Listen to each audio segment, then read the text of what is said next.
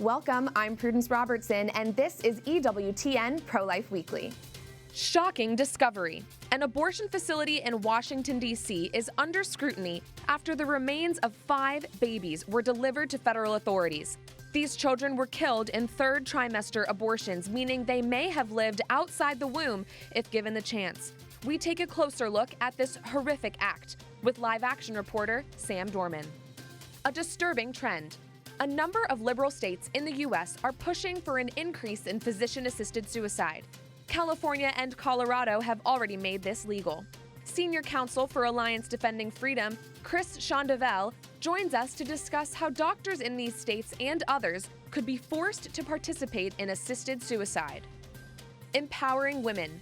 A new book seeks to help women embrace their ability to bear children and nurture the people around them by better understanding how the female body is designed.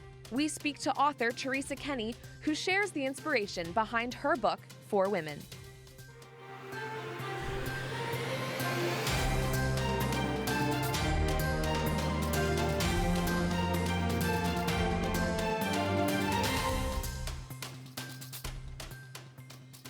We begin our show this week with some news that has brought deep sorrow to the pro-life community. Viewer discretion is advised, as the details we will share are quite graphic.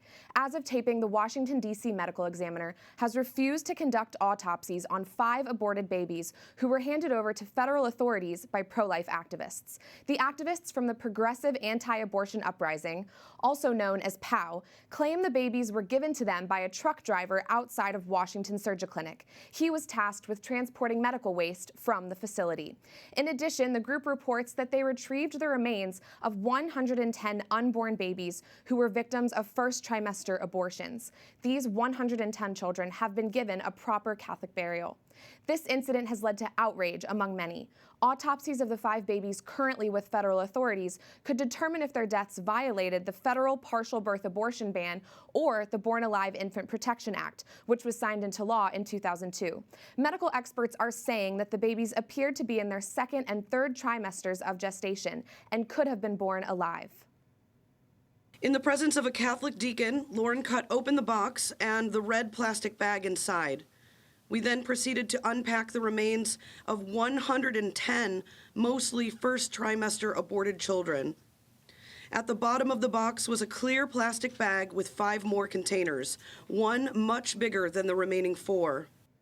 Teresa Bukovanak, founder and executive director of POW, said the truck driver who gave them the babies agreed to do so when he was told the children would receive a proper burial. They were being transported in a large box that he handed over to them to take home. And joining us now is someone who has been following and reporting on this story very closely, Sam Dorman, a writer for Live Action. Sam, thanks for joining us. Thanks so much for having me. I want to start by just talking through a timeline of how this discovery played out. Where did POW take the remains of these children, and when did the federal authorities obtain them? Sure. So POW found these, I'm not sure exactly if they've said the exact timing, but they had them and then they were taken to Lauren Handy's apartment, and that's where they were found last week. Lauren Handy and the POW had asked the authorities to come and get them.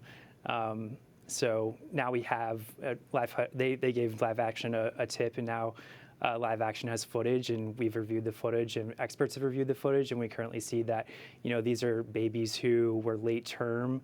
They could have been viable. They also could have been subject, like you said, to partial birth abortion, and there's potential violations of federal law. Yes. And the D.C. police have not pressed charges against Lauren Handy or POW in this case, but Lauren Handy is now being indicted in a different case from about 2 years ago, and they've brought that back up. Why is that? Do you have any insight into that?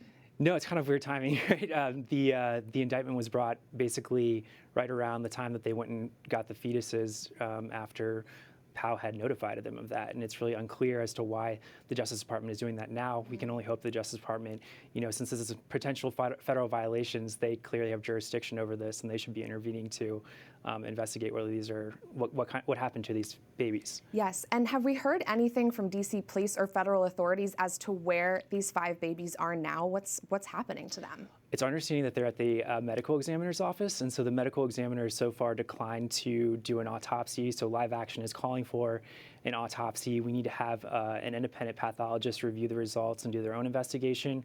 And then we'd also like to have a proper burial for the children. That's like, I think, the least we can do.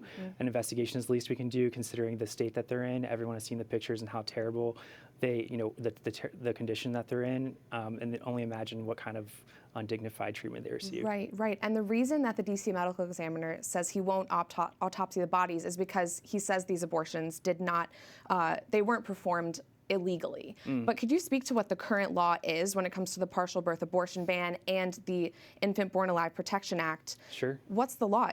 How can we know that these abortions were in fact legal?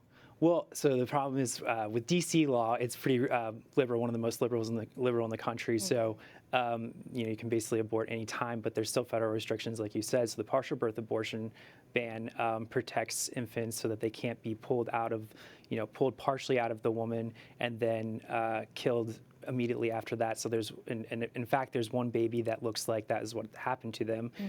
Medical experts have said that it looks as though that child had a puncture wound in the neck and then had their brain suctioned out, which is very hard to look at. And the other law, like you said, is the Born Alive Infant Protection Act, which requires life-saving medical care. And this particular doctor, Dr. Santangelo, has said on camera to live action investigators that he does not provide that, and he's just willing to let them die. Horrifying. So, yeah. The conditions are there for any kind of investigation. Right, yeah. Yes. And Senator James Lankford, along with other pro-life lawmakers, have just issued a letter demanding that this investigation be carried out, these autopsies happen. Have you heard about anything else that lawmakers are doing to take action on this? Well, so they released a letter, and I think there are maybe more letters coming, but that particular letter, it was about 24 members of Congress, and we can only hope that they're in communication with the Justice Department, but this is the Biden administration, so who knows what the Justice Department is going to do. They brought this FACE Act violation, which is about, the so-called right to abortion that, and they're using that to prosecute pro-life activists. So unfortunate. And could you speak a little bit to how we know that these babies may have survived outside the womb? I know that you've been in touch with expert physicians on this issue. Right. Well, that's one of the things that we need to look at because you can do things with an autopsy to see, for example, if they breathed and that they were able to make it outside of the womb. But besides that, I mean, you look at them, one of the babies looks like he's potentially full term. The other one that's really interesting is a baby that was born in caul, so it was still in the amniotic sac. Yes. And if that is the case, Dr. Santangelo has said that he doesn't actually do injections. Usually there's a feticide that's injected. He says that he usually just cuts the cord and lets the baby bleed out. Well, you can't do that if they're still in the amniotic sac. So there's indications with that the baby could have been born alive and just left. So many questions here and so much more that needs to be uncovered. Sam Dorman, thank you for joining us today. Thank you.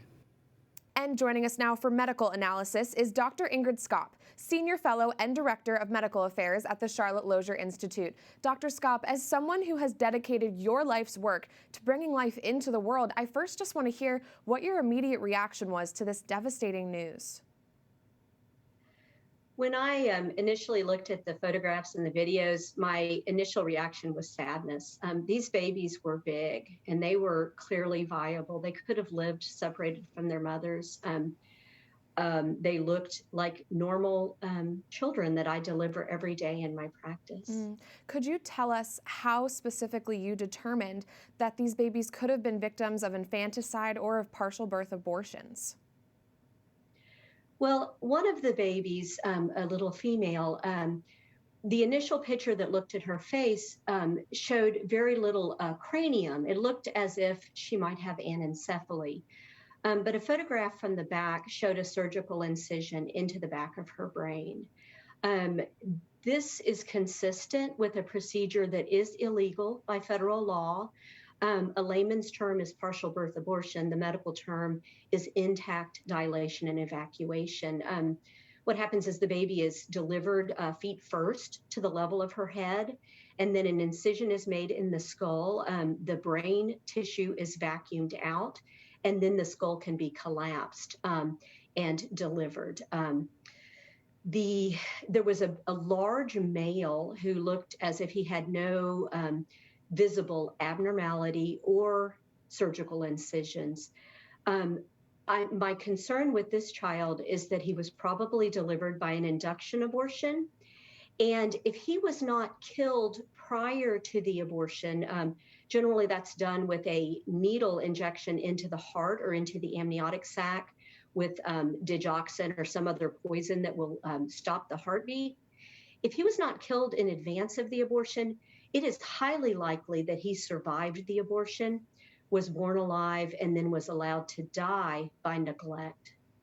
And based on what you found, is it certain that these babies could have survived outside the womb had they been given proper care or a chance to live?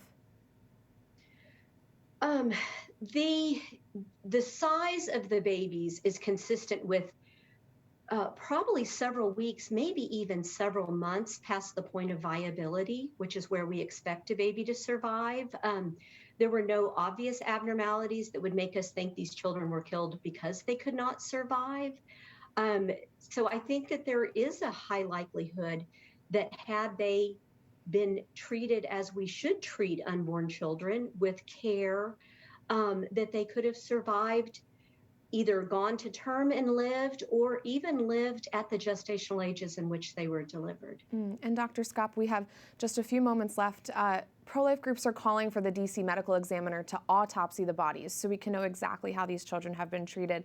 From a medical perspective, can you share why this absolutely must happen?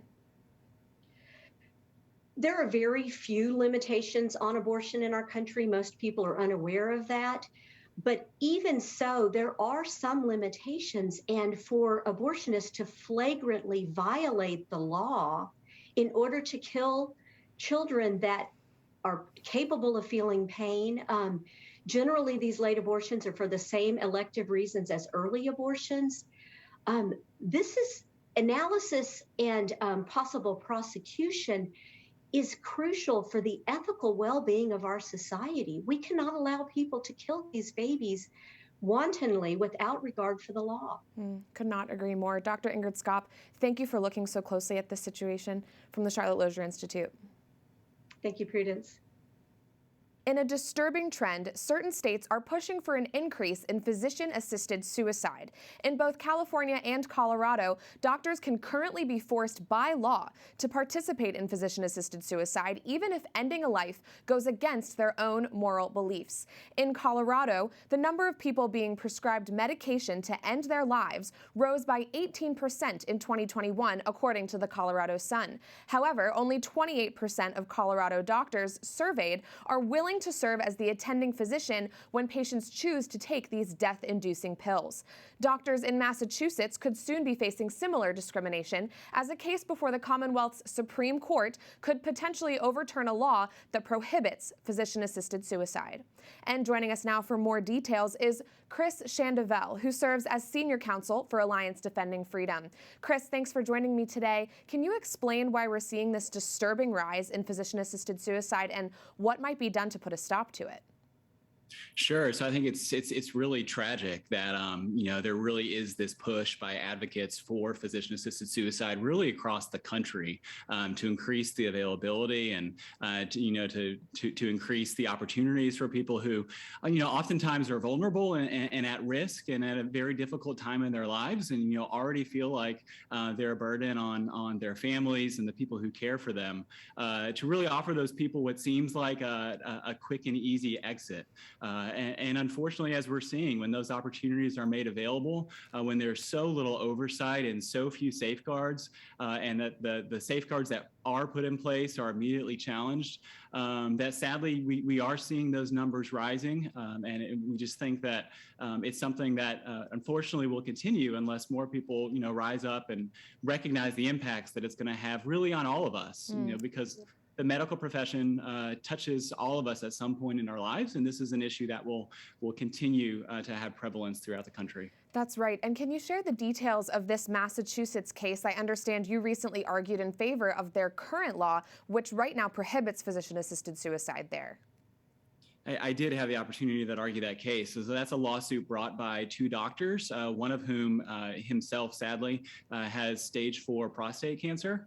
So he filed a lawsuit along with another doctor arguing that under the Massachusetts Constitution, patients should have a fundamental right to have access to lethal medication from their doctors in order to end their lives. And so whereas in, I think, 9 states plus the District of Columbia, the legislatures have passed laws legalizing physician-assisted suicide. This is particularly dangerous because it would find not just that it's legal, but that patients have a fundamental right to lethal medication. And once a court holds that there's a fundamental right to this, there really are no limitations that can be placed on it. And so that's why we quickly got involved in that lawsuit and why we were so thankful to have the opportunity to argue last month there in the Massachusetts Supreme Judicial Court.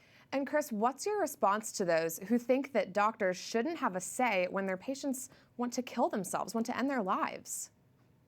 You know, so many doctors and medical professionals, my mom is a nurse, my wife is a nurse, my brother is a doctor. So many medical professionals get into the practice of medicine, because of their faith, because of their religious convictions, because of their desire, to be a healer for patients in need of care. And what we're seeing, unfortunately, in states that have legalized physician-assisted suicide, states like Colorado and California, initially it starts out as, well, we'll make sure we protect the conscience rights of medical professionals who don't want to participate. But very quickly, the rug is pulled out from under those doctors and medical professionals. And we're seeing, states forcing medical professionals who don't want to participate in death, who want to continue to serve the role as healers, being forced to choose between their religious convictions and their jobs. And if those medical professionals are driven out of the practice of medicine, that really doesn't benefit anyone. I could not agree more. We have to stand up for the deeply held beliefs of these medical professionals. Chris Shandovel, thank you so much for joining us today.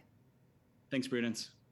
Coming up, we'll tell you why pro-life advocates are outraged at the leaders of a Catholic school in Boston. Plus, we'll speak to the author of a new book which seeks to educate women on how the female body is designed.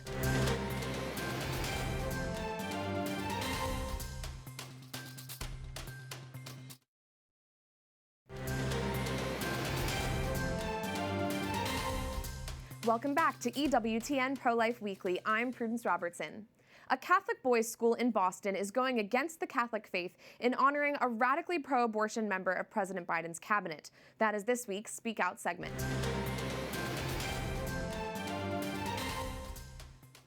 A disturbing report from our sister publication, the National Catholic Register, reveals that Catholic Memorial, a college prep school in Boston, honored President Biden's Secretary of Labor, Marty Walsh, with an award, despite his radical pro-abortion beliefs. While serving as mayor of Boston, Walsh endorsed the Extreme Roe Act, which essentially legalized abortion until birth and infanticide. He also tried to name Boston a sanctuary city for abortion and mobilized other mayors to promote abortion as well. He previously received the Men for Choice Award from NARAL Pro-Choice Massachusetts and took part in a ceremony honoring abortionist Kenneth Edelin. Edelin once suffocated a baby boy by squeezing his umbilical cord while the baby was still in utero. When concerned Bostonians reached out to Cardinal Sean O'Malley of Boston to voice their concerns, he dodged requests for comment, according to the Register.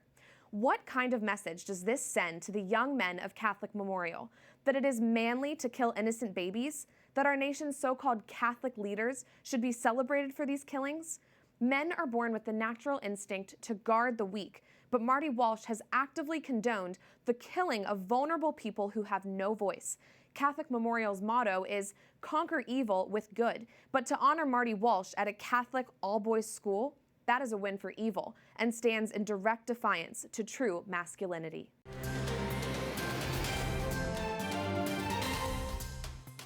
A new book from Lumen Press seeks to empower young women to be happy, healthy, and whole in a world that rejects the true nature of women. How can they do this? By learning more about how they are perfectly designed. The book, The Happy Girl's Guide to Being Whole, aims to show women that their bodies are meant to be understood, supported, and respected. The book discusses the harmful effects of contraception and the importance of nutrition, fitness, and caring for your individual needs. Joining us now is Teresa Kenny, author of The Happy Girl's Guide to Being Whole and a women's health nurse practitioner with over 20 years of experience. Teresa, thanks so much for joining us. Talk to us about what inspired you to write this book. Thanks so much for having me, Prudence. Yeah, so the inspiration behind this book is my work with women in healthcare for over 20 years. And what I've seen is largely that women do not know their bodies. And since they do not know how their bodies work, they can't really see the goodness, the true nature of their bodies, and they can't advocate for themselves and make choices around health that are good and true and beautiful. Yes. And how does the Happy Girl's Guide to Being Whole empower women to choose life and to be pro-life?